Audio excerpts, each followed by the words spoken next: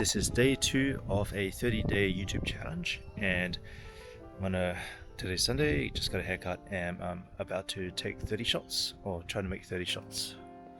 I think I'll do a voiceover sharing about my basketball experiences, so you can hang around for that if you'd like.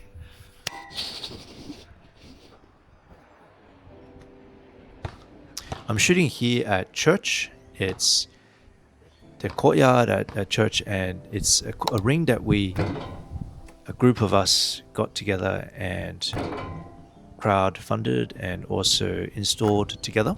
It was actually a lot of fun doing a working bee, preparing the surface and pulling or pushing the ring up. Basketball is something that I've always loved, and the kids also know, everyone knows that I love basketball. I love watching basketball, I love playing basketball, I love reading about basketball. A lot of the gifts and cards for me have been about basketball, and I've been so grateful that the kids recognize that, and my wife recognize that I love basketball. So here I am playing at the church courtyard, and I am attempting to get 30 shots in. I treat it as a bit of a cardio workout because I'm a terrible shooter. I generally don't even shoot outside in a game. I like to work myself inside because I usually play without my glasses, and I like playing a bit of an inside old man's game, which relies on rebounding and pivoting and tips but I have no one to play with at the moment, and I probably couldn't even play a competitive game right now without getting injured. So in this week, I am just practicing shooting and getting a light workout before church. I shouldn't get too sweaty before church, otherwise people won't want to stand next to me at church. In today's video, I'm going to be sharing about basketball and how it's been through our family in 3 generations. It all started out with my dad, and he loved basketball. He played it since he was a child back in Hong Kong, and he loved it so much he would like his sons to be involved in it too. I remember the first time I watched my dad play basketball when I was a kid, and he would take me when he played in Sydney Central and played with his friends, and I would watch him. And eventually I grew old enough to play, and I remember trying to join in, but I didn't really have the know-how to play. And my dad, he sent me to all the kids' development programs to learn basketball, and it was so much fun to learn and to learn from my dad. My dad was also quite strict and stern in teaching, and he would be quite critical in how he taught us how to play basketball, but that was okay. It was something that we could do together. Eventually I learned how to play a bit better, and my brother Ed, he also learned how to play basketball. And what we would do is we would play 3-on-3 together as a team, street ball. We first started off at Turramurra High, and then we would play at St. Ives High or Clara High, and we would play against a few other kids and maybe even other families along the way. I remember we played against a Japanese family that also had a father and 2 sons, and they were better than us, so it was really hard to be. We would have to be at the top of our game to really stand a chance against them. I guess the way that we played as a family is that my dad, he was quite a shooter, so he would get the ball up in the front, top of the key, and let it fly. He was really good at doing shots at the top of the key, floaters and layups, and I was the rebounder. I would get good position. If you can believe it, I was relatively athletic at that time, and I could jump quite high for my height. I used to play forward even though I was pretty short, and my brother Ed, he would be the distributor and the guard and the one that shots from the outside. We would play, I remember playing in the winter time from 3:40 on a Saturday until it got dark, and then play a bit longer in the summertime when there were longer days. Eventually, later on, throughout that time, we would also watch a lot of basketball, and it was really hard to find clips of my dad and us playing, but I could find pics of us watching a game, and I can see if I can flash it up on the screen here. We would watch the Sydney Kings a lot growing up, and the Sydney Kings were a perennial loser team. They would get all the worst players, or get good players from other teams that could play well, and then for some reason when they joined the Sydney Kings, they would suddenly cause us to lose.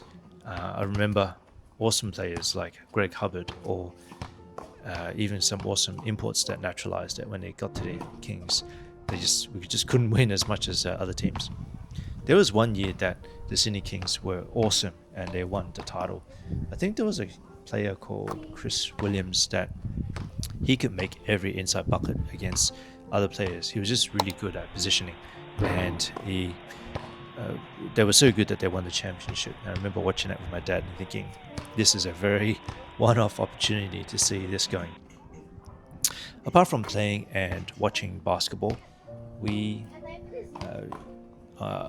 I love to watch a lot of NBA basketball, and I used to remember a lot of stats in NBA. I used to remember Michael Jordan's stats from certain seasons, his shooting percentage, his points per game, his rebounds per game, and we didn't have a lot of access to the internet or to basketball media, so I used to buy a basketball magazine or a basketball almanac and used to memorize all the statistics, and then I used to love reading long form articles. When the internet came around and basketball media got more evenly distributed or more prolific, it was fantastic. I used to love going to work and watching basketball at lunch, or catching the news or the highlights or the scores at lunchtime. And I remember it was about the time when the internet browsing started to happen in the office. I might have even been the first one to enable this unproductive activity.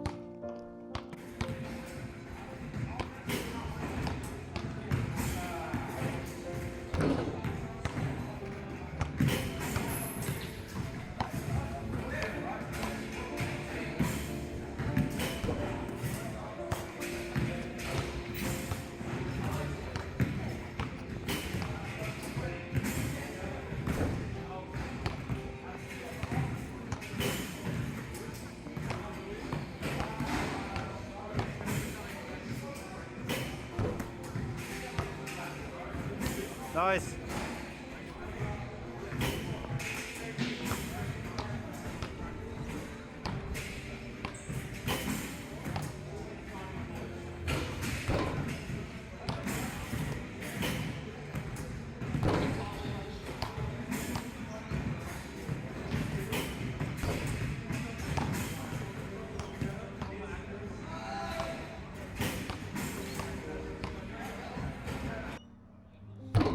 Later on, when I became a dad, I also wished or hoped for my kids to play basketball.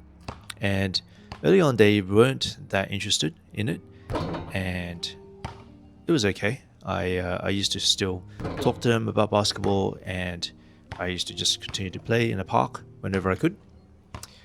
And then eventually, my daughter, she got into it a bit in later high school, and she was actually quite a good shooter. And it was really awesome to see her develop that skill. My boy, I was his coach throughout his junior basketball, all the way from year 3 all the way to year 9, and which is the present. At the start, he wasn't that interested in it, and he used to actually be not very helpful on defense and offense and almost sabotage the game. Later on, he had a bit of a growth spurt, and he is now taller than me, and he can touch the ring. He's quite athletic and good at defense, and he's actually a joy to coach right now. And I've coached his team for many years, but they started out being, they used to lose a lot, and we used to be in the lowest divisions, but they have steadily improved from season to season, and they've stuck together as a team. A lot of the players are from their primary school, and they've continued to play together and really develop their roles and their skills, and it's awesome to see them get better and actually really enjoy basketball now.